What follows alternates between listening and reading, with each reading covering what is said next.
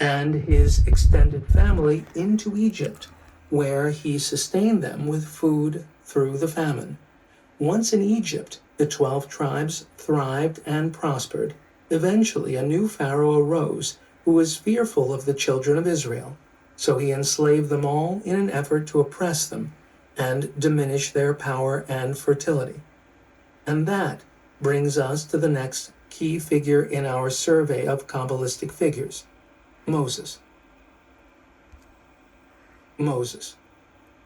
And the divine said, I have seen the plight of my people in Egypt, and have heard their outcry because of their taskmasters, for I have known their sufferings. Exodus chapter 3, verse 7. If Abraham was the first patriarch of the Jewish people and the founder of its spiritual core, Moses was first to be a political and spiritual leader, establishing the Hebrew tribes as a unified nation under the divine unity that Abraham proclaimed.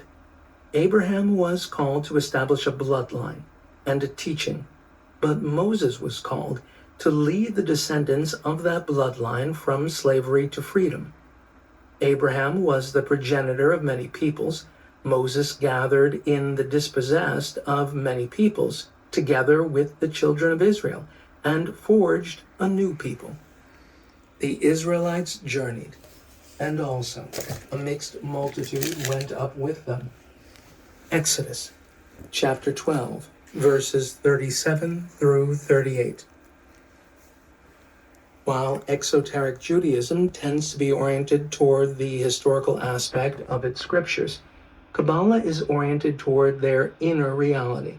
On this level, the exodus from Egypt is a metaphor pointing to the movement from inner bondage, the constrictions of anger, fear, and neediness, to spiritual liberation, spaciousness, joy, and peace.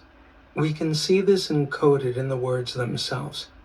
The word for Egypt, Mitzrayim, comes from the Hebrew root that means narrow or constricted, probably because Egypt was a narrow country built up along the Nile.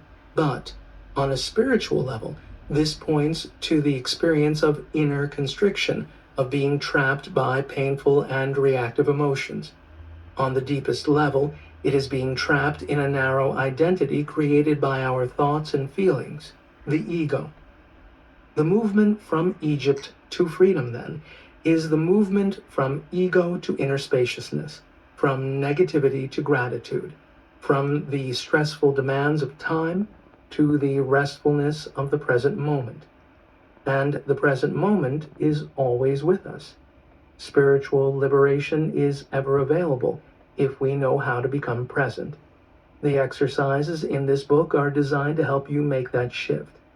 This is also why Moses, the liberator, was also the first lawgiver, transmitting a stream of commandments called mitzvot, from the divine to the people. From a Kabbalistic perspective, all of the mitzvot can be seen as exercises for effecting inner liberation.